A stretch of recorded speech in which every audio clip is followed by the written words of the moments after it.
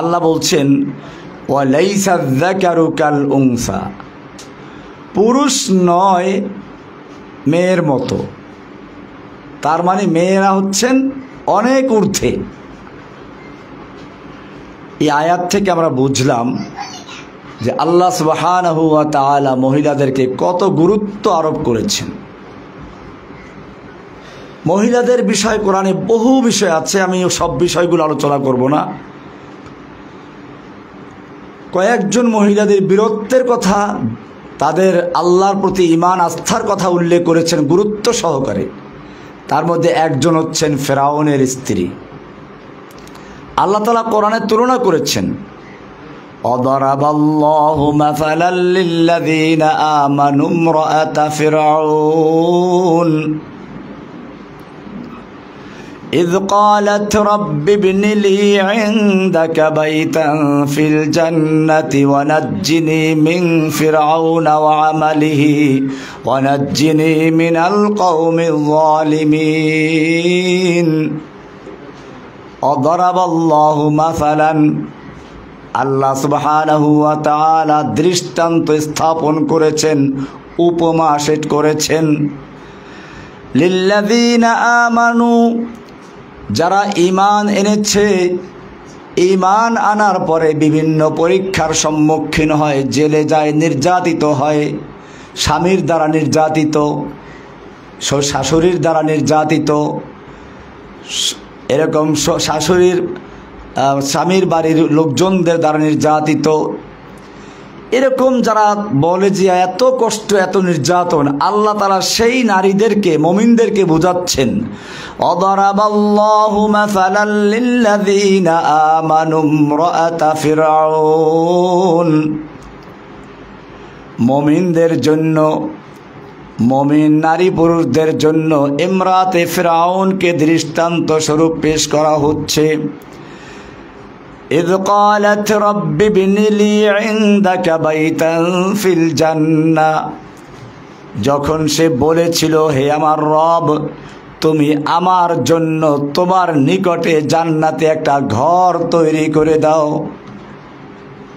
তোমার নিকটে, ইনদাকা তোমার কাছে, বাইতান ফিল জান্নাহ জান্নাতের মধ্যে তোমার কাছে একটা ঘর তৈরি করে দাও। আল্লাহু আকবার, কি সুন্দর দোয়াটাই করেছেন।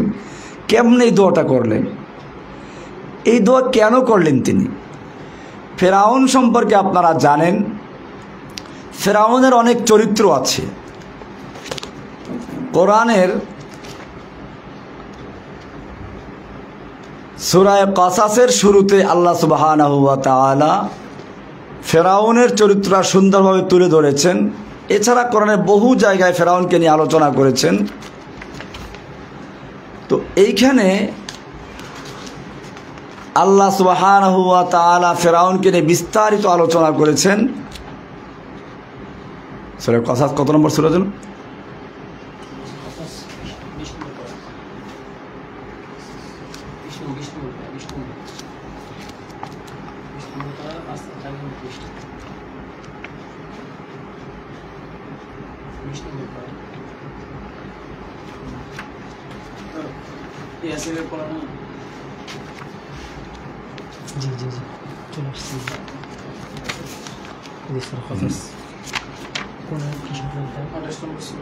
আল্লাহ সুবহানাহু ওয়া তাআলা ফিরআউন সম্পর্কে বলছেন,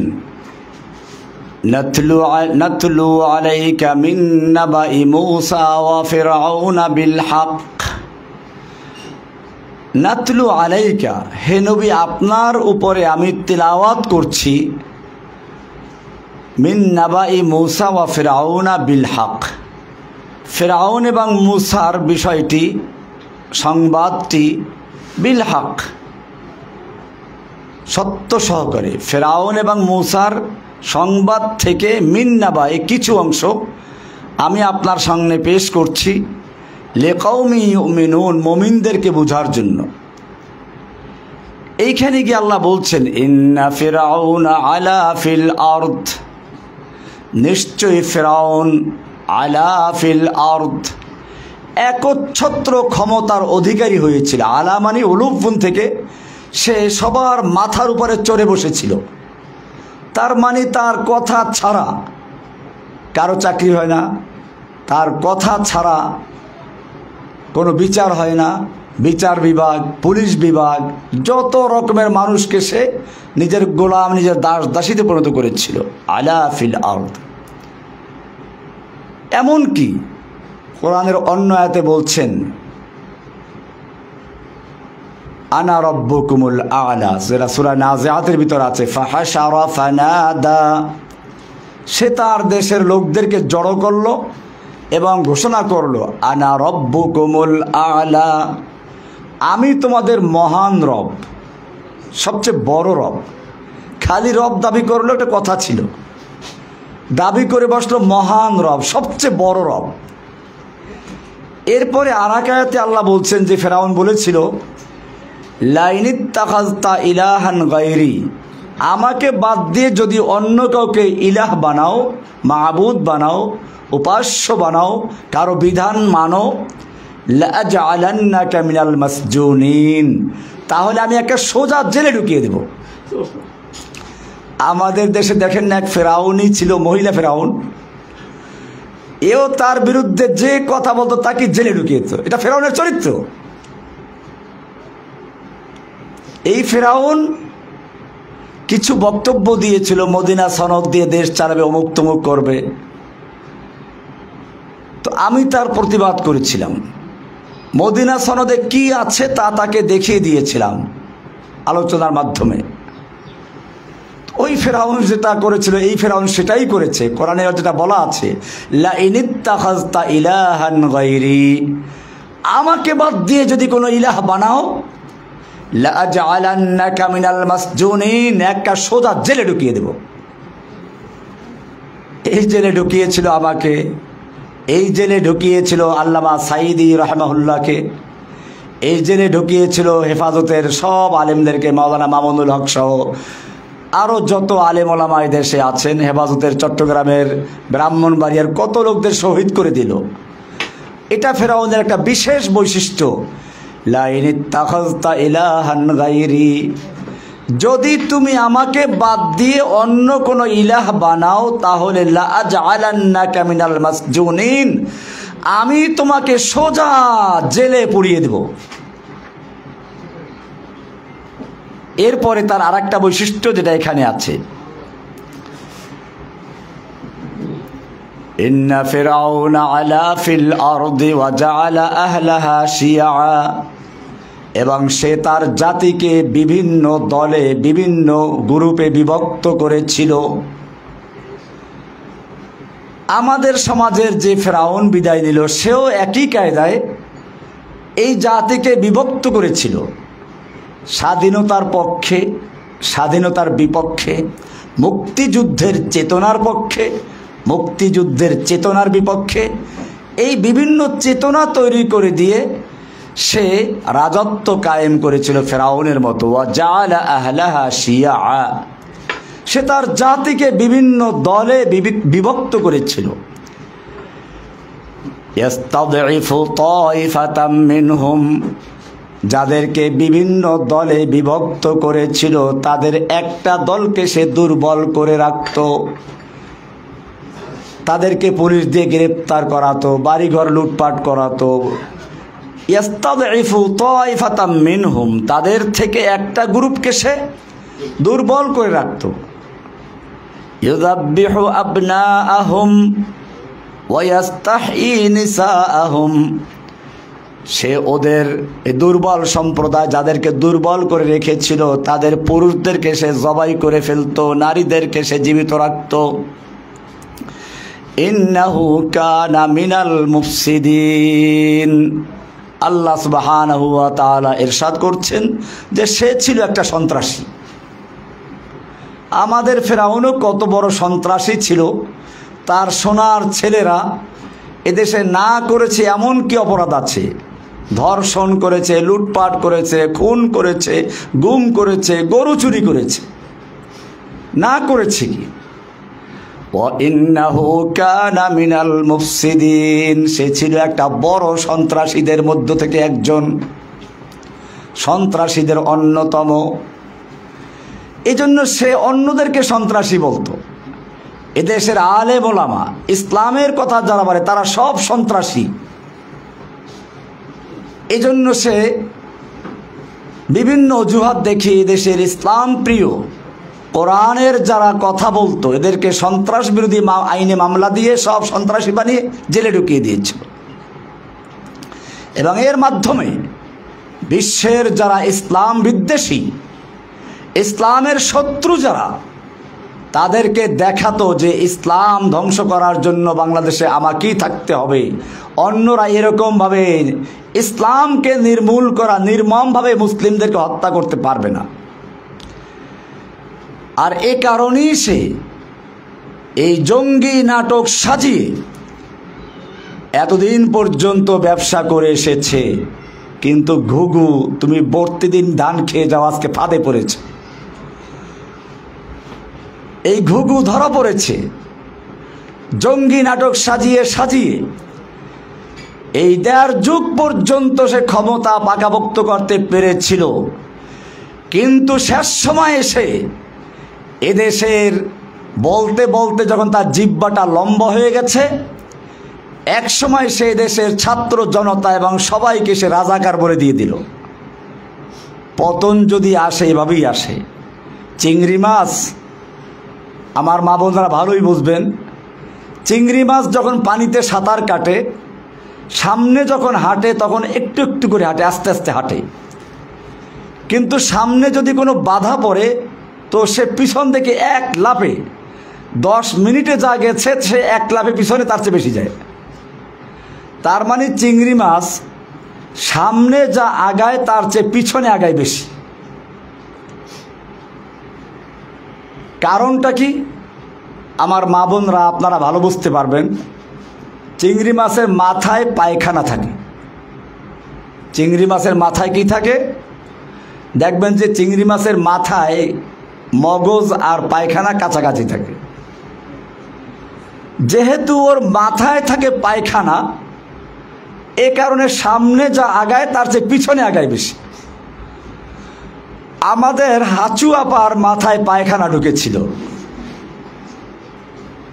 এই হাঁচু আপা কুফফারদেরকে খুশি করার জন্য, ইসলামের শত্রুদেরকে খুশি করার জন্য এদেশের হক্কানি ওলামায়ে কেরাম, মুফাসসিরে কোরআন, কোরআনের পাখিদেরকে এক এক করে জেলে ঢুকিয়েছে। আল্লামা সাঈদী সাহেবকে নির্মমভাবে হত্যা করেছে, আমাকে নির্মমভাবে নির্জন কারাগারে অত্যাচার করেছে। এইভাবে কত আলেমদেরকে এখনও তারা কারাগারে জেলে আবদ্ধ করে রেখেছে। আমরা দেখেছি এর কারণ হচ্ছে তার মাথায় ইসলাম বিদ্বেষের ক্যারা ঢুকেছিল, পোকা ঢুকেছিল, পায়খানা ঢুকেছিল। সেজন্য সে যতটুকু সামনে আগাত তার চেয়ে বেশি পিছনে আগাত। এক রাজাকার বলে এমন এক ধাক্কা মেরেছে যে ধাক্কায় তার সব পিছনে ফেলে তাকে একেবারে পালাতে বাধ্য করেছে। মায়েরা আমার, বোনেরা আমার, ফেরাউনের চরিত্র আমি এজন্য বলছি, যেহেতু ইমরাতে ইমরানের আলোচনা কোরআনে গুরুত্ব সহকারে আল্লাহ বয়ান করেছেন। এই সন্ত্রাসী ফেরাউন আমাদের যুগেরও যুগে যুগে ছিল। আল্লাহ তাআলা বলছেন যে ফেরাউনরা একটা সময় পর্যন্ত অত্যাচার করতে পারে, এরপরে ধরা খেয়ে যায়। যেমন আমাদের ফেরাউন এক কথা বলে শুধু বলছে যে মুক্তিযোদ্ধার নাতিরা চাকরি পাবে না, চাকরি পাবে রাজাকারের নাতিপুতিরা। সে এক কথায় গোটা জাতিকে রাজাকার বানিয়ে দিল। আর রাজাকারের নাতিপুতিরা এমনভাবে ফুঁসে উঠল, রাতের মধ্যেই তারা ঘর ত্যাগ করে বের হয়ে পড়ল। আল্লাহ এবারে বলছেন, ওয়ানুরিদু আন নামুন্না আলাল্লাযীনা ইসতুদঈফু ফিল আরদ। আল্লাহ রাব্বুল আলামিন বলেন, ওয়ানুরিদু আন নামুন্না আলাল্লাযীনা ইসতুদঈফু ফিল আরদ, যাদেরকে পৃথিবীতে দুর্বল করে রাখা হয়েছিল, আমি ইচ্ছে পোষণ করলাম তাদের প্রতি দয়া করতে, অনুগ্রহ করতে। ওয়া নাজআলাহুম আইম্মাহ, এবং তাদেরকে আমি নেতা বানাবার ইচ্ছে করলাম। ওয়া নাজআলাহুম আইম্মাতান, আইম্মা ইমাম বানিয়ে দিব। ওয়া নাজআলাহুমুল ওয়ারিসিন, এবং তাদেরকে সেই পৃথিবীর ওয়ারাসাত দান করব, মালিক বানিয়ে দিব। ওয়া নুমাক্কিনা লাহুম ফিল আরদি, এবং তাদেরকে জমিনের তামকিন করে দিবে, শক্তিশালী করে দিবে, তাদের ক্ষমতা দান করব। ওয়া নুরিয়া ফিরআউনা ওয়া হামানা ওয়া জুনুদাহুমা, এবং আমি দেখিয়ে দেব ফিরআউনকে, হামানকে এবং তাদের সৈনিকদেরকে, মিনহুম মা কানু ইয়াহযারুন, তারা যেটা ভয় করত সেটা তাদেরকে দেখিয়ে দিব। ফিরআউন হাঁচু আপা, হামান কাউয়া আপা, না কাউয়া আপা তো না, কাউয়া কাদের, ওয়াজুনুদাহুমা, এবং তার পুলিশ বাহিনী, ওয়াজুনুদাহুমা। আল্লাহ রাব্বুল আলামিন বলছেন আমি ফিরআউনকে, হামানকে এবং তাদের সৈনিকদেরকে দেখিয়ে দিব, হাঁচু আপাকে, কাউয়া কাদেরকে দেখিয়ে দিব এবং তার সৈনিকদেরকে দেখিয়ে দিব।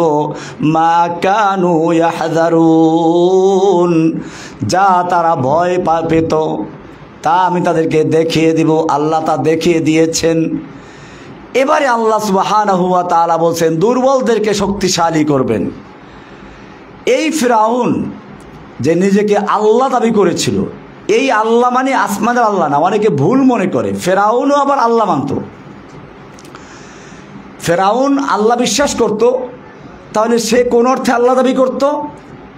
এই হাঁচু আপা যে অর্থে আল্লাহ দাবি করত। বলি হাঁচু আপা তো আল্লাহ দাবি করে নাই, আল্লাহ দাবি করা লাগে না, আল্লাহর ক্ষমতা দাবি করলেই সে আল্লাহ হয়ে যায়। আপনারা দেখেছেন বাংলাদেশে কোনো কাজ, একটা চৌকিদারের চাকরি হলেও হাঁচু আপার অনুমতি লাগতো। তাহলে বোঝা যায় ফিরআউন যেভাবে একচ্ছত্র ক্ষমতার অধিপতি হয়েছিল, ঠিক এই ফিরআউনও একচ্ছত্র ক্ষমতার অধিপতি হয়েছিল। আল্লাহ তাআলা ওই ফিরআউনকে চুবিয়ে মারলেন, এই ফিরআউনকে দেশ ত্যাগ করে পালাতে বাধ্য করলেন। এই ফিরআউন যেহেতু নিজেই আল্লাহ, কাজেই সে আবার অন্য আল্লাহর কথা মানতে পারত না। কিন্তু ফিরআউনের স্ত্রী ছিল এক আল্লাহ বিশ্বাসী। অনেক লম্বা ঘটনা আছে। কোনো একদিন সে হয়তো মাথা আঁচড়াচ্ছিল বা অন্য কোনো কাজ করছিল,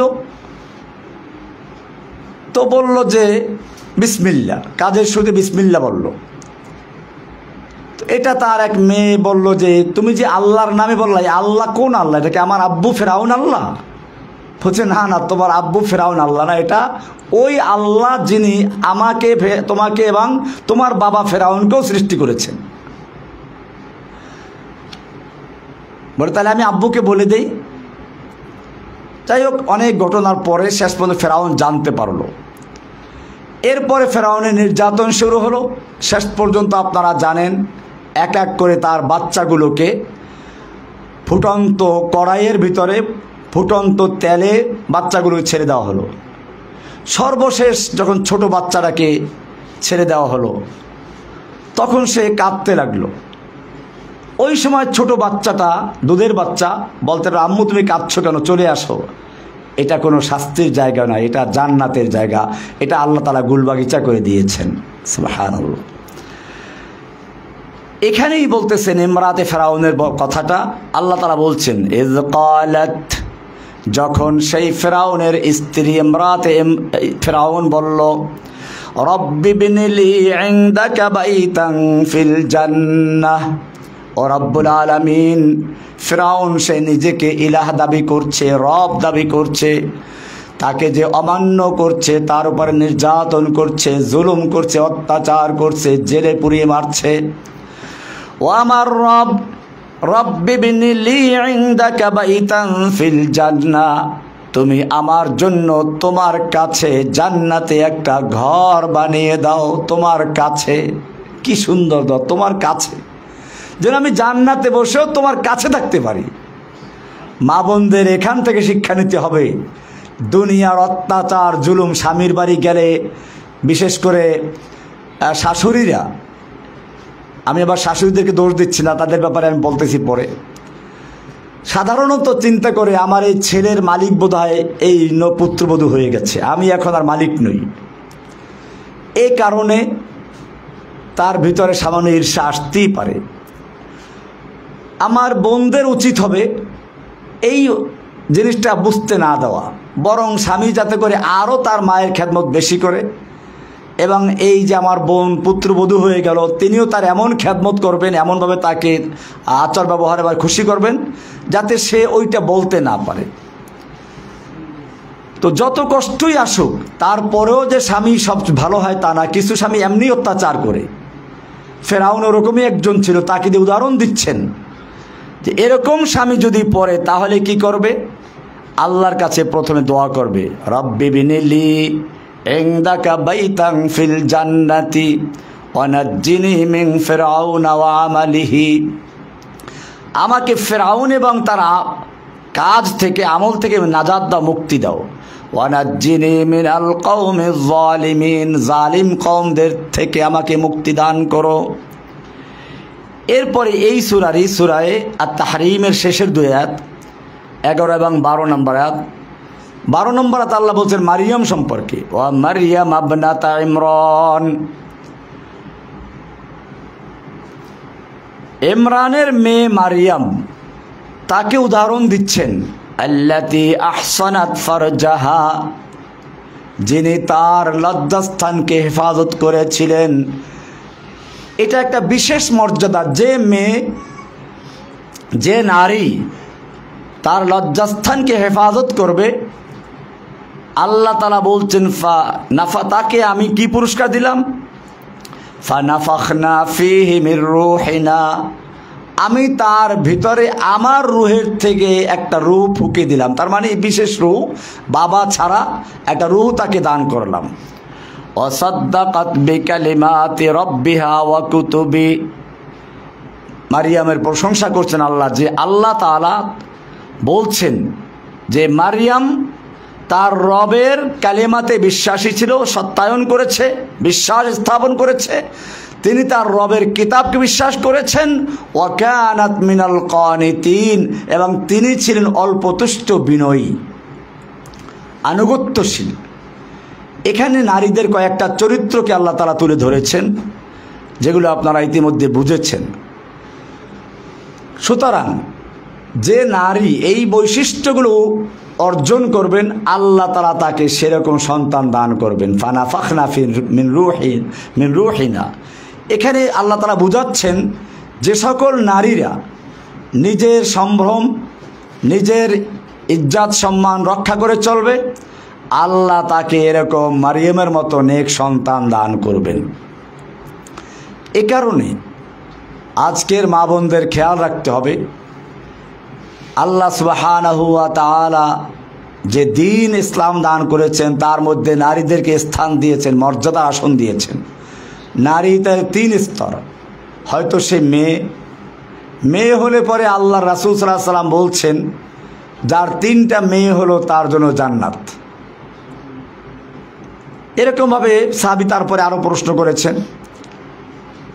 মেয়ে 2য় স্তরে হয় স্ত্রী, 3য় স্তরে হয় মা।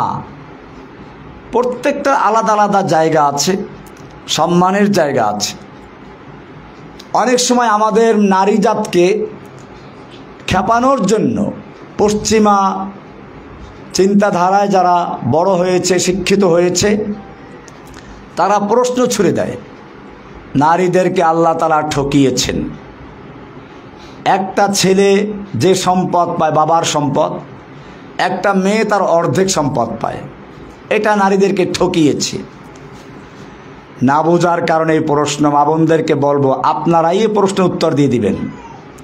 নারীদেরকে আল্লাহ তাআলা ঠকান নাই।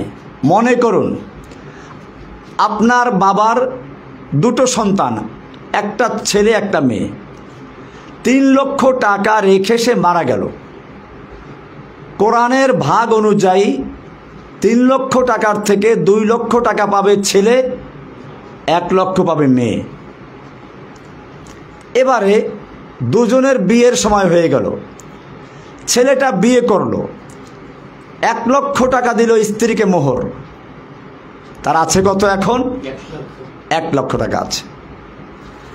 স্ত্রী ঘরে আসলো, এখন স্ত্রীর কাপড় চোপড়, খানা পিনা, থাকা সব কিছুর দায়িত্ব কার? স্বামীর, ওই ছেলের। সে তো 1 লাখ টাকা আছে এখন, আর 1 লাখ টাকা স্ত্রীকে দিয়েছে। এই 1 লাখ টাকা স্ত্রী এখানে খরচ করার দায়িত্ব বহন করে না, তার খরচ বহন করবে স্বামী। তাহলে স্বামীর থেকে সে 1 লাখ টাকা পাইল, ওটা বহাল আছে, আর বাবার থেকে আর 1 লাখ পাইল। মনে করুন মেয়েটার বিয়ে হয়ে গেল, এখন মেয়েটা বাবার থেকে 1 লাখ টাকা পেয়েছিল, সে বিয়ে হলো, মোহর পাইল 1 লাখ টাকা, 2 লাখ টাকা হয়ে গেল। এরপরে সে স্বামীর ঘরে থাকে, খাওয়া দাওয়া সব স্বামীর হোটেলে, তার কোনো খরচ নাই, তাহলে তার 2 লাখ টাকা বহাল রয়ে গেল। এরপরে এখন যদি ওই 2 লাখ টাকার মালিক যে মহিলা 1 লাখ টাকার মালিক ভাইয়ের কাছে আসে, এই মেহমানদারির খরচ কার? মেয়ের না বা ছেলের? এরপরে এই একটা মেয়ে, সে তার যেমন বাবার থেকে সম্পদ পেয়েছে, স্বামীর সম্পদের ভাগ পাবে। সে শুধু 1 লাখ টাকা মোহর পেয়ে ক্ষান্ত না, স্বামীর সন্তানের ভাগ পাবে, সন্তানের সম্পদের ভাগ পাবে। এইভাবে দেখা যায় যে একজন মেয়ে কয়েক দিক থেকে সম্পদ পায়। তাহলে এই যে কথাটা বলা হচ্ছে ইসলাম নারীদেরকে ঠকিয়েছে, এটা ওরা না জানার কারণে বলে। কর্মস্থল ভিন্ন জিনিস। হ্যাঁ, কোরআনে মেয়েদের সম্পর্কে বলেছে, ওয়ালা তাবাররাজনা তাবাররুজাল জাহিলিয়াতিল উলা, তোরা জাহিলি যুগের মেয়েদের মতো প্রকাশ্যে চলাফেরা করো না। এখানে কিন্তু বলা হয় না যে একেবারে তারা চলাফেরা করতেই পারবে না। ওরা অভিযোগ করে যে নারীদেরকে ইসলাম 4 দেয়ালে আবদ্ধ করে দিয়েছে। না, 4 দেয়ালে আবদ্ধ করে নাই। আল্লাহর নবীর যুগেও তো মেয়েরা আল্লাহ নবীর কাছে আসতো, প্রশ্ন করত, আল্লাহর নবী সাল্লাল্লাহু আলাইহি ওয়াসাল্লাম তাদেরকে উত্তর দিতেন। তাহলে 4 দেয়ালে আবদ্ধ করলো কোথায়? সুতরাং আপনাদের বড় দায়িত্ব হচ্ছে নারীদের সমাজে ইসলামের সৌন্দর্যগুলো তুলে ধরা, এবং সবচেয়ে বড় দায়িত্ব হচ্ছে একজন মা সন্তানের জন্য প্রথম পাঠশালা। মা যদি শিশুবেলায় সন্তানকে তাওহীদ শিক্ষা দেয়, দ্বীনের ইলম শিক্ষা দেয়, তাহলে ওই ছেলে পরবর্তীতে কখনো আর নাস্তিক হতে পারে না। ছোটবেলায় আপনি যদি সাঁতার শিখে থাকেন, এরপরে পানিতে পড়ে যান, মরার ভয় থাকে না। ডোবায় পড়ুক, পুকুরে পড়ুক, এমনকি সাগরেও যদি লঞ্চ ডুবে যায়, জাহাজ ডুবে যায়, বাঁচার সম্ভাবনা আছে। সাঁতার জানে যেহেতু, একসময় সে হয়তো খড়কুটা পেয়ে যাবে কিছু একটা। আর যদি সাঁতারটাই না জানে, তাহলে সে বাড়ির পাশে ডোবায় পড়েও মারা যাবে। ঠিক এই সাঁতার শেখানো মানে ইসলামের প্রথম শিক্ষা দেওয়ার দায়িত্ব হচ্ছে মায়ের। মা তার সন্তানকে প্রথম ইসলামের সাঁতার শিখাবে, আল্লাহ শিখাবে, রাসূল শিখাবে, কালেমাতুশ শাহাদাত শিক্ষা দিবে, আল্লাহ বা আল্লাহর রাসূলের আনুগত্য শিক্ষা দিবে। এইভাবে যখন একজন মা তার সন্তানকে তৈরি করবে, সেই সন্তানও কোনো সময় তার মা বাপকে ভুলতে পারে না। আজকে সমাজে এই যে মা বাপকে আনুগত্য করে না, মা বাবার সাথে বেয়াদবি করে, এর একটা বড় কারণ হচ্ছে মা বাপ তার দায়িত্ব ঠিকমতো পালন করছে না। সুতরাং খেয়াল রাখতে হবে, আমরা যদি আল্লাহর হুকুম মতো আমাদের সন্তানদেরকে লালন করি, পালন করি, সন্তানরাও আল্লাহর হুকুম মতো আমাদের খেদমত করবে। আর যদি আমাদের দায়িত্ব আমরা পালন না করি, তাহলে সন্তান কেন আমাকে খেদমত করবে? আমি তো তার দায়িত্ব পালন করি নাই। মায়েরা আমার, বোনেরা আমার, আপনাদের এখন কি শিক্ষা দায়িত্ব? প্রথম কি দায়িত্ব রয়েছে? প্রথম দায়িত্ব হচ্ছে আপনাদের তাওহীদ শিক্ষা দেওয়া। মনে রাখতে হবে, ইসলামের মূল ভিত্তি হচ্ছে তাওহীদ। আল্লাহর রাসূল সাল্লাল্লাহু আলাইহি সাল্লাম একটা তাঁবুর সঙ্গে তুলনা করেছেন ইসলামের বেনাগুলোকে। নামাজ, রোজা, হজ, যাকাত, ঈমান, এর উপর ইসলামের ভিত্তি স্থাপন করা হয়েছে, বেনা রাখা হয়েছে। কেন? মূলত মানুষ, একজন মানুষ হচ্ছে একটা ছোট্ট পৃথিবী। খুব খেয়াল করে জিনিসটা শুনবে, আমি একটা ভূমিকা পেশ করব, তারপরে মূল কথায় আসবো। আবার পৃথিবীর মৌলিক উপাদান হচ্ছে চারটি: আগুন, পানি, মাটি, বাতাস। আর এই প্রত্যেকটা জিনিসের এক একটা রোগ আছে। আগুনের রোগ হচ্ছে কি, আগুন যদি আপনি নিচেও জ্বালান সে উপরে উঠবে, তার গতি ঊর্ধ্বে। মানুষের মধ্যে আগুন আছে, সুতরাং মানুষের মধ্যে অহংকার থাকে, আমি বড়, আমি উপরে। এবং শয়তান যে আদমকে সেজদা করে নাই তার কারণ ছিল এটাই, খলাকতানি মিন নারিন ওয়া খলাকতাহু মিন তিন। আমি কেন আদমকে সেজদা করব? তুমি আদমকে সৃষ্টি করেছো মাটি দিয়ে, আমাকে সৃষ্টি করেছো আগুন দিয়ে। আগুনের গতি হলো ঊর্ধ্বে, মাটির গতি নিম্নে। সুতরাং যুক্তির কথা হচ্ছে আগুনের সামনে মাটি নত হবে, মাটির সামনে আগুন নয়। যুক্তিবাদী, প্রথম যুক্তিবাদী হচ্ছে শয়তান। প্রথম যুক্তিবাদী কে? আল্লাহর হুকুমের সামনে বিরুদ্ধে যে ব্যক্তি প্রথম যুক্তি পেশ করেছে শয়তান। সুতরাং বোঝা গেল যারা আজকে বলে ইসলাম নারীদেরকে ঠকিয়েছে, যুক্তি পেশ করে, তাদের প্রথম গুরুকে? এরা সব শয়তানের মামা, শয়তানের শিষ্য। তো আমি বলছিলাম যে মানুষের মধ্যে আগুন আছে, আর আগুনের বৈশিষ্ট্য হচ্ছে অহংকার। সেজন্য শয়তানও অহংকারী হয়েছিল, মানুষের মধ্যে অহংকার আছে।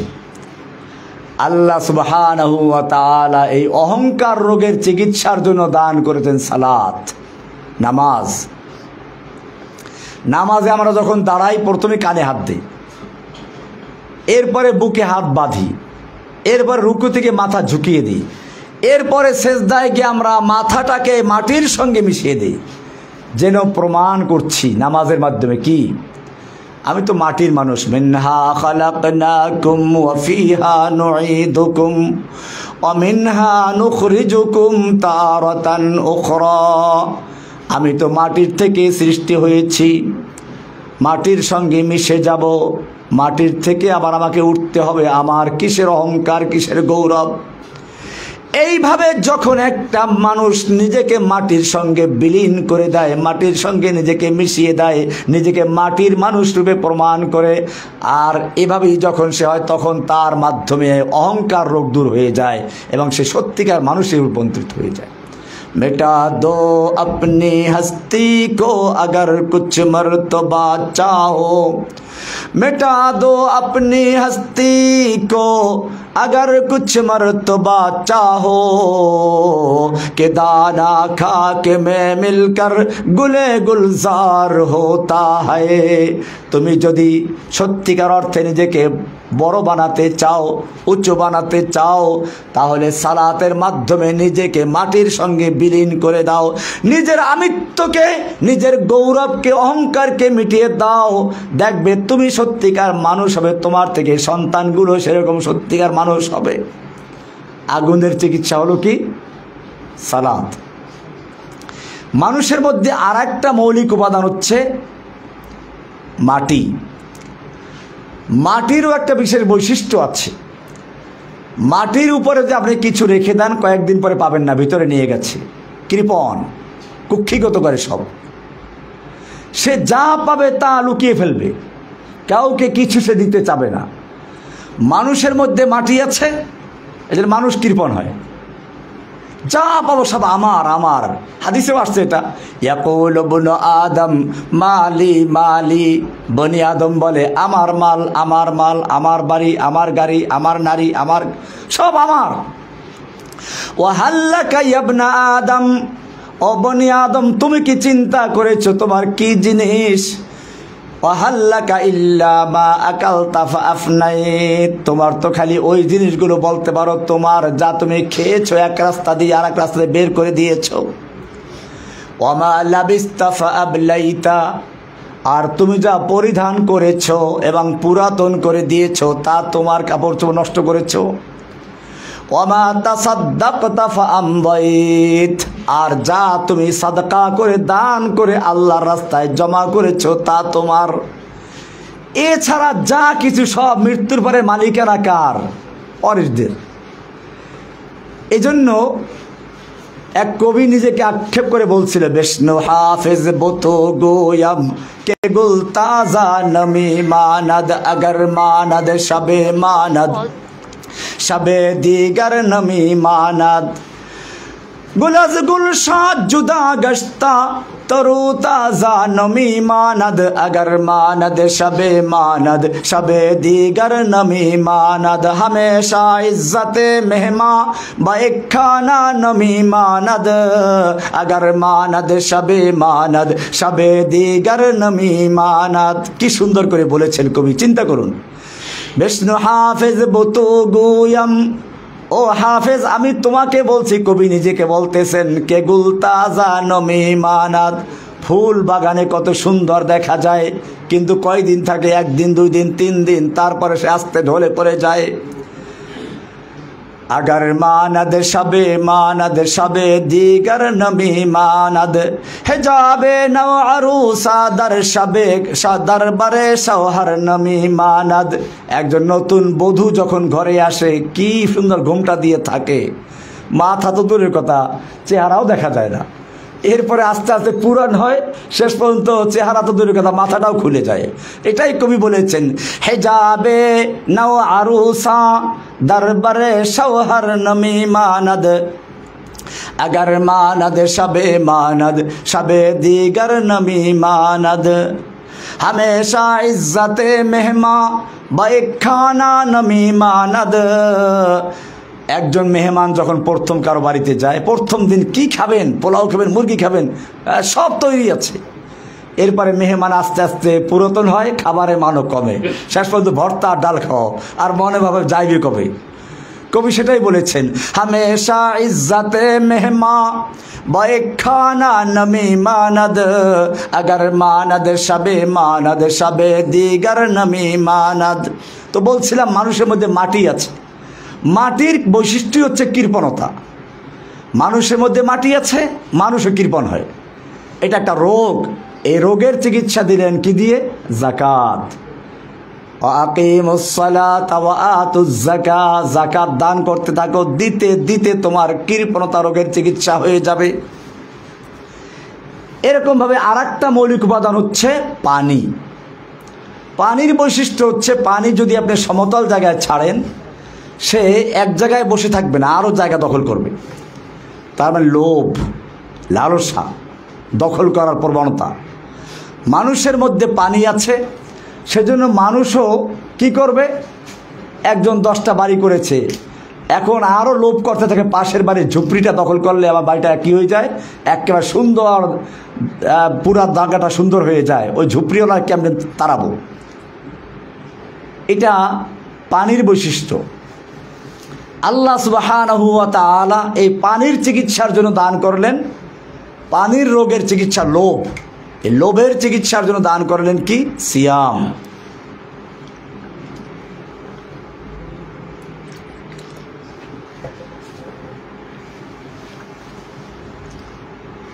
সওমের মাধ্যমে, রোজার মাধ্যমে একজন মানুষ সামনে খাবার পায়, পানিও পায়, স্ত্রী পায়, চাহিদা থাকা সত্ত্বেও সে এগুলো ব্যবহার করতে পারে না। কাকে ভয় করে? কুতিবা আলাইকুমুস সিয়াম কামা কুতিবা আলাল্লাযীনা মিন ক্বাবলিকুম লাআল্লাকুম তাত্তাকুন। এমনি ভাবে আরেকটা হচ্ছে বাতাস। মৌলিক উপাদান কি? বাতাসের বৈশিষ্ট্য হচ্ছে, বাতাস চায় সব জায়গায় তার অস্তিত্ব বিরাজমান থাকুক, খালি জায়গা পালে ওখানেকে দখল করবে। নামের প্রচার। মানুষের মধ্যে বাতাস আছে, সেজন্য মানুষও চায় যে আমাকে সবাই চিনুক, সবাই জানুক, আমি প্রচারিত হই, সবার মুখে মুখে আমার নামটা আলোচিত হোক। অথচ এটা একটা শিরক, শিরকে খফি। আল্লাহ তাআলা এই নামের জন্য যা করে এটা গ্রহণ করেন না। সেজন্য এই বাতাসের যে রোগ হচ্ছে নামের প্রচার, এটার ঔষধ দান করলেন, হজ করো। হজ করতে গেলে সেখানে আমির গরিব ফকির সব একই মাঠে একই কাপড়ে এক জায়গায় থাকে, বিশেষ কার কোনো মর্যাদা নেই। আর বিশেষ মর্যাদা যখন নাই তার নামেরও কোনো ব্যাপার থাকে না, সব হাজি সাহেব। এই 4টা রোগের ঔষধ হলো 4টা বিনা। নামাজ কিসের ঔষধ? আগুনের বৈশিষ্ট্য অহংকার, তার রোগের চিকিৎসা হচ্ছে সালাত। মাটির রোগের বৈশিষ্ট্য হচ্ছে কৃপণতা, তার চিকিৎসা হচ্ছে সিয়াম যাকাত। পানির বৈশিষ্ট্য হচ্ছে লোভ, এটার চিকিৎসা হচ্ছে কি? সিয়াম। বাতাসের বৈশিষ্ট্য হচ্ছে নাম প্রচার করা, তার চিকিৎসা হলো হজ। এবারে 4টে খুঁটি পাইলেন, 4টে খুঁটিতে তাবু হবে। এবার মূল খুঁটি হলো কি? এই 4টা নামাজ রোজা হজ যাকাত কাজে আসবে যদি একটা ঠিক থাকে, সেটা হচ্ছে কি? ঈমান। শাহাদাতু আল্লা ইলাহা ইল্লাল্লাহ ওয়া আন্না মুহাম্মাদান রাসূল, 2 সাক্ষী দেওয়া। আশহাদু আল্লা ইলাহা ইল্লাল্লাহ ওয়া আশহাদু আন্না মুহাম্মাদান আবদুহু ওয়া রাসূল, এটা হচ্ছে ঈমান। এইটা হলো মাঝখানের তাবুর খুঁটি। এই খুঁটি যদি থাকে তাহলে আপনার ওই 4টে কাজে লাগবে। আমি এটা গতকালের আলোচনায় বলেছিলাম যে আপনি যদি শূন্য লেখেন কোনো মূল্য নাই, একটা শূন্য কোনো মূল্য না, 2টা 3টা 4টা লেখতে লেখতে এখান থেকে আপনার বাড়ি পর্যন্ত শূন্য দিয়ে ভরিয়ে ফেলেন, মূল্য আছে। কিন্তু একটা 1 লেখলেন প্রথম, এর ডানে আপনি একটা শূন্য দিলেন, কত হবে? 10। আর এক শূন্য 100, আর এক শূন্য 1000, আর এক শূন্য 10,000, আর এক শূন্য 1 লাখ। এখন আপনি শূন্য যত দিবেন 1-এর মূল্য তত বাড়বে। ঠিক তেমনি ভাবে ইসলামের মূল ভিত্তি হচ্ছে তাওহীদ, লা ইলাহা ইল্লাল্লাহ, ঈমান, ওয়া আন্না মুহাম্মাদার রাসূলুল্লাহ। এইটা হচ্ছে ঈমান, এটা মাঝখানের খুঁটি। এই 2 সাক্ষী না দেওয়া পর্যন্ত নামাজ রোজা হজ যাকাতের কোনো কাজে আসবে না। আপনাদের মৌলিক দাওয়াত হচ্ছে এই তাওহীদকে প্রতিষ্ঠিত করা। আজকে আমাদের সমাজে মানুষ ইসলামের দাবি করে কিন্তু তাওহীদ বুঝে না। ইসলামের মূল জায়গা এখানেই। নতুবা মক্কার কাফেররাও বিশ্বাস করতে আল্লাহ আছে, কোরআনে স্পষ্ট আছে, মা বোনরা ভালো করে বুঝবেন। আল্লাহ তাআলা মক্কার কাফেরদের সম্পর্কে কোরআনে বলেছেন, ওয়ালা ইন সালতাহুম মান খালাকাহুম, আপনি যদি মক্কার কাফেরদেরকে জিজ্ঞেস করেন কে ওদেরকে সৃষ্টি করেছে, লা ইয়াকুলুন্নাল্লাহ, তারা বলবে সৃষ্টি করেছেন কে? আল্লাহ, অবশ্যই বলবে। ওয়ালা ইন সালতাহুম মান নাযালা মিনাস সামাই মাআন ফাআহইয়া বিহিল আরদা মিন বাদি মাউতিহা, আপনি যদি ওদেরকে জিজ্ঞেস করেন কে আসমান থেকে পানি বর্ষণ করে, সেই পানির মাধ্যমে মৃত্যু জমিনকে তরুতাজা করে ফসল উৎপন্ন করার জন্য আবার জীবিত করে দেন কে? লা ইয়াকুলুন্নাল্লাহ, তারা বলবে সব করেন কে? আল্লাহ। তাহলে বোঝা যায় আমরা যেমন বিশ্বাস করি আসমান জমিনের মালিক আল্লাহ, চন্দ্রের সূর্যের মালিক আল্লাহ, এরকম আমার তোমার সৃষ্টি করার মালিক আল্লাহ, এগুলো মক্কার কাফেররা বিশ্বাস করত। তাহলে গন্ডগোলটা ছিল কোন জায়গায়? গন্ডগোলটা ছিল কি আমরা বুঝবো রাসূল সাল্লাল্লাহু আলাইহি ওয়াসাল্লাম প্রথম দাওয়াতের ঘটনা দেখলে পরে। আল্লাহর নবী সাল্লাল্লাহু আলাইহি ওয়াসাল্লাম নবুয়ত প্রাপ্তির পরে 3 বছর পর্যন্ত গোপনে দাওয়াত দিলেন। এরপরে আল্লাহর পক্ষ থেকে নির্দেশ জারি হলো, ফাসদা বিমা তুমার, হে নবী আপনি যা আদিষ্ট হয়েছেন তা প্রকাশ্যে বলুন। আল্লাহর নবী সাল্লাল্লাহু আলাইহি ওয়াসাল্লাম এবারে মক্কার নীতি অনুযায়ী সকালবেলা গিয়ে পাহাড়ে উঠলেন, জোরে ডাক দিলেন, ইয়া সাবাহা ইয়া আলাল কুরাইশ, সকালের বিপদ। এই কথা শুনলে সবাই একাত্র হয়ে যায়, না যেন কোন বিপদ এসেছে। আল্লাহর নবী সাল্লাল্লাহু আলাইহি ওয়াসাল্লাম সে অনুযায়ী যখন ডাক দিলেন, মক্কার নেতারা যখন শুনতে পেল সবাই চলে আসলো। এমনকি যে আসতে পারে নাই সে অন্যকে ভাড়া দিয়ে পাঠিয়ে দিয়েছে, কারণ এক তো সকালবেলার বিপদের ডাক, দ্বিতীয়ত ডাকটা দিয়েছে মুহাম্মদ, যে আমাদের সমাজের সবচেয়ে বিশ্বস্ত, কোনো সময় প্রতারণা করে না, কাউকে ধোঁকা দেয় না, তিনি ডাকছেন। সব জড়ো হয়ে গেল। এবারে আল্লাহর নবী সাল্লাল্লাহু আলাইহি ওয়াসাল্লাম এই কুরাইশের নেতাদেরকে জিজ্ঞেস করলেন, ওহে কুরাইশের নেতৃবৃন্দ, আজকে যদি আমি তোমাদেরকে বলি এই পাহাড়ের অপর প্রান্তে তোমাদের শত্রু ওত পেতে বসে আছে, যেই কোনো মুহূর্তে হামলা করে তছনছ করে দিবে, মক্কাকে ধ্বংস করে দিবে, তোমরা কি বিশ্বাস করবে? মক্কার লোকেরা বলল, অবশ্যই বিশ্বাস করব, কারণ মা জাররাবনাকা কাযিবান কত্তু, আপনাকে আমরা কখনো মিথ্যাবাদী হিসেবে পাই নাই, আপনাকে মিথ্যা বলতে শুনি নাই, মিথ্যা শোনার অভিজ্ঞতা আপনার থেকে আমাদের নাই। এবারে রাসূল সাল্লাল্লাহু আলাইহি সাল্লাম কি বললেন শুনুন। রাসূল সাল্লাল্লাহু আলাইহি সাল্লাম বললেন, ওহে ইয়া আইয়ুহান নাস, এইখানে শুধু মক্কাবাসীদেরকে নয়, গোটা বিশ্ববাসীকে বলছেন, ইয়া আইয়ুহান নাস কুলু লা ইলাহা ইল্লাল্লাহ তুফলিহুন। ও বিশ্ব মানব, বিশ্ববাসী শুনে রেখো, যদি তোমরা একটা কালিমার সাক্ষ্য দাও, লাউ কুলতুম কালিমাতান ওয়াহিদাতান, তোমরা যদি একটা কালিমা, একটা কথা, একটা বাক্য মেনে নাও, তামলিকুনা বিহাল আরব, গোটা আরবের তোমরা মালিক বনে যাবে, ওয়া তাদিনু লাকুমুল আজম, অনারব বিশ্ব তোমাদের দিন গ্রহণ করবে। কয়টা কথা মানতে হবে? একটা কথা, একটা। আবু জাহল তো খুশি, একটা কথা মেনে নিলে গোটা আরব দেশ আমাদের দখলে চলে আসবে, অন্য বিশ্ব আমাদের নেতৃত্ব মেনে নিবে। আরে মোহাম্মদ তাড়াতাড়ি বলো, একটা কথা 10টা মানবো, বলো কি কথা সে। এবারে দেখুন কি হচ্ছে।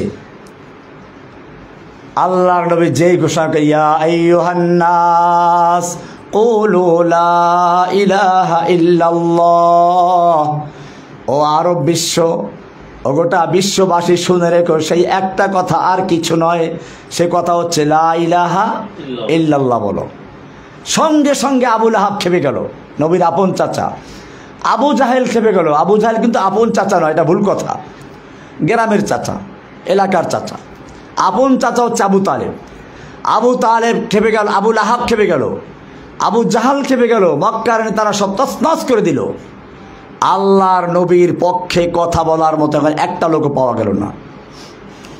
আল্লাহ সান্ত্বনা দিলেন, তাব্বাত ইয়াদা আবি লাহাবিন ওয়া তাব্বা মা আগনা আনহু মালুহু ওয়া মা কাসাব সায়াসলা নারান যাতা লাহাব ওয়ামরাআতুহু হাম্মালাতাল হাতাব ফি জিদিহা হাবলুম মিন মাসাদ।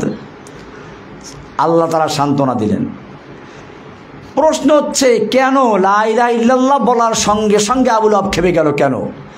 আবু লাহাব বুঝতে পেরেছিল লা ইলাহার মধ্যে কি আছে। লা ইলাহা ইল্লাল্লাহর দুইটা পার্ট, দুইটা অংশ। প্রথম অংশ হচ্ছে লা ইলাহা, কোনো ইলাহা নাই, সব বাদ। এরপরে ইল্লাল্লাহ, আল্লাহ ছাড়া, মানে আল্লাহ ছাড়া আর কোন ইলাহ নেই। আবু লাহাব বুঝতে পারলো আমাদের এই 360টা মূর্তি দেবদেবী সবকে অস্বীকার করে এক আল্লাহকে গ্রহণ করতে হবে, লা ইলাহা সে কথা আছে, সেজন্যই সে প্রতিবাদ করেছে। আমার মায়েরা, বোনেরা, মনে রাখতে হবে। আমি উদাহরণ দেই, পুরাতন বিল্ডিংয়ে নতুন করে রং করলে মানুষ কী করে? আগে পুরাতন রংটা ঘষে মেজে ধুয়ে মুছে পরিষ্কার করে তারপরে নতুন রং করে। কেন? পুরাতন রঙের উপর রং করলে ওই নতুন রং টিকবে না, পড়ে যাবে। ঠিক এরকম ভাবে ইসলাম বলে লা ইলাহার মাধ্যমে একজন মানুষের অন্তর থেকে যত আল্লাহ ছাড়া বাতিল ইলাহ বসে আছে, সেই ইলাহ হতে খাজা বাবা, গাজা বাবা, ল্যাংটা বাবা, পীর বাবা, দরগাওয়ালা, দুর্গাওয়ালা, নেতা নেত্রী, জননেত্রী, কি আছে ওই যে জনক মনক হাবিজুবি, দেখে না মূর্তি কেমনি বসাইছিল, সেই মূর্তিগুলো ক্রেনেট লাগে তারপর টাইনটা তারপরে ফালাই দিছে একটারে। এরকম যে যত গায়রুল্লাহ অন্তরে বসে আছে, লা ইলাহা ইল্লাল্লাহর র‍্যাদ দিয়ে ঘষে মেজে ধুয়ে মুছে পরিষ্কার করে এরপরে বলা হচ্ছে ইল্লাল্লাহ, একমাত্র আল্লাহকে বসাতে হবে। আল্লাহ ছাড়া আর কোনো ইলাহ নেই, আল্লাহ ছাড়া আর কোনো উপাস্য নেই। ব্যক্তি জীবনে, পারিবারিক জীবনে, সামাজিক জীবনে, রাষ্ট্রীয় জীবনে, আন্তর্জাতিক জীবনে সকল ক্ষেত্রে আমি আনুগত্য করব কার? এটার নামই ইসলাম। এটার নাম কি? ইসলাম। ইসলাম মানে আপনারা মিজান পড়েছেন, সেখানে লেখা আছে মুন সাহেবের ভিতরে, আল ইসলাম ও গর্দান নেহাদান বাতাদ। ইসলাম মানে হচ্ছে আত্মসমর্পণ করা। কার কাছে? ব্যক্তি জীবনে, পারিবারিক জীবনে, সামাজিক জীবনে, রাষ্ট্রীয় জীবনে, আন্তর্জাতিক জীবনে, সকল ক্ষেত্রে এক আল্লাহর বিধানের কাছে আত্মসমর্পণ করার নাম হচ্ছে কি? ইসলাম। আর এইরকম আত্মসমর্পণ যে করে তার নাম হচ্ছে মুসলিম। এটাই আমাদের পরিচয়, আমাদের মূল পরিচয় এটাই। কোরআন বলেছে হুয়া সাম্মাকুমুল মুসলিমিন মিল্লাতা আবিকুম ইব্রাহিম। এই মিল্লাত তোমাদের পিতা ইব্রাহিমের জাতির পিতাকে, ইব্রাহিম না অন্য কেউ? মিল্লাতা আবিকুম ইব্রাহিম হুয়া সাম্মাকুমুল মুসলিমিন, তিনি তোমাদের নামকরণ করেছেন মুসলিমিন করে। এই ইসলামের মূল ভিত্তি হচ্ছে তাওহীদ, লা ইলাহা ইল্লাল্লাহ। এবারে সেই আল্লাহর হুকুম মানব কি মন গড়া তরিকায়? মা বন্ধুদের ভালো করে বুঝবেন। ধরুন জোহরের ফরজ নামাজ কয় রাকাত? 4 রাকাত। আসরের ফরজ কয় রাকাত? 4 রাকাত। এশার ফরজ কয় রাকাত? মাঝখানে মাগরিবের নামাজ হলো 3 রাকাত। এখন যদি কোনো ব্যক্তি আজকের থেকে বলে যে অসুবিধা কি, মাগরিবের নামাজটাও 4 রাকাত পড়ব, 1 রাকাত বেশি বললে একটা রুকু বাড়বে, সেজদা বাড়বে, সুবহান রাব্বিল আযীম বাড়বে, আলা বাড়বে, সমস্যা কি? আমি তো ভালো কাজই করছি, অসুবিধা কি? নামাজ হবে? হবে না। কেন হবে না? আল্লাহর হুকুম, রাসূলের তরিকা চলতে হবে। আল্লাহ বলেছেন সালাত কায়েম করো, কেমনে কায়েম করব তা দেখিয়েছেন কে? মুহাম্মাদুর রাসূলুল্লাহ। কে দেখিয়েছেন? এবারে মুহাম্মদ সাল্লাল্লাহু আলাইহি ওয়াসাল্লাম যে নামাজ দেখিয়েছেন তার মধ্যে মাগরিব হলো 3 রাকাত, 3 রাকাতই পড়তে হবে। 4 রাকাত পড়লে নামাজ হবে না। আপনি কোরবানির ঈদের দিন চিন্তা করেন সবাই গরু খায়, আমি এই 3 দিন রোজা রাখবো, রোজা হবে? ঈদের দিন রোজা রাখা জায়েজ না হারাম? কেন হারাম? এইটাই হচ্ছে যে আল্লাহর বিধান যেটা যেরকম আছে সেরকম মানতে হবে, এর বাইরে মানা যাবে না। আমাদের দেশে বিশেষ করে চট্টগ্রামে মাজারে সেজদা করে অনেকে, আবার বলে তাজিমি সেজদা। আপনারা যেটা করেন হলো ইবাদতের সেজদা, নামাজে, ওটা না, আমরা করি তাজিমের সেজদা। আমি আপনাদেরকে বলতে চাই, আমরা যত রকম নামাজ পড়ি সব নামাজের রুকু সেজদা আছে, ঠিক কিনা? ফজরের নামাজ পড়বেন, রুকু সেজদা করতে হবে। তুমি জোহরের নামাজ পড়ো, রুকু সেজদা করতে হবে, ফরজ। মাগরিবের নামাজ, আসরের নামাজ, ইশার নামাজ, জুমার নামাজ, ঈদের নামাজ, সব নামাজে রুকু সেজদা করা ফরজ। কিন্তু খবরদার নামাজটা যদি জানাজার নামাজ হয় রুকু সেজদা করা যাবে না। কেন করা যাবে না? সব নামাজের ভিতরে রুকু সেজদা করা ফরজ, জানাজার নামাজে রুকু সেজদা করা যাবে না। কেন? কারণ হচ্ছে এই, জানাজার নামাজের সামনে একটা লাশ আছে, লাশ। এখন আপনি যত ভালো উদ্দেশ্যে আল্লাহর জন্য সেজদা করেন, ওই পীর ফকির বলবে কি, এই তো বুজুর্গকে সেজদা করা হলো, তাজিমের সেজদা। আল্লাহ রাব্বুল আলামিন চাইলেন যে প্রয়োজনে আমার সেজদা বাতিল করে দিলাম, তবু যেন মানুষ বিভ্রান্ত না হয়। লাশটা যখন আপনার সামনে ছিল, মাত্র 3 ফুট দূরে, জানাজা করার সময়, তখন সবচেয়ে ভালো সময় ছিল সেজদা করার বুজুর্গকে। তখন সেজদা করতে পারলেন না। লাশটা যখন মাটির ভিতরে চলে গেল, তখন কোন বিবেক সেজদা করার জন্য পারমিশন দিল? মাটির ভিতরে চলে গেল, বাস আসলো, হোগলা আসলো, তারপরে সেজদা করতেছে। সুতরাং বোঝা গেল কবরে সেজদা করা জায়েজ না হারাম? কোনো প্রকার সেজদা জায়েজ নেই। সুতরাং আমাদের মনে রাখতে হবে, আমরা আল্লাহর হুকুম মানব কার তরিকায়? রাসূল সাল্লাল্লাহু আলাইহি ওয়াসাল্লামের দেখানোর তরিকায়। এটাই হচ্ছে ইসলাম, এটাই হচ্ছে আল্লাহর হুকুম পাবো কোরআনে, রাসূলের তরিকা পাবো কোথায়? হাদিসে। কোরআন এবং হাদিসের মাধ্যমে আমরা শিখবো আমাদের দিন।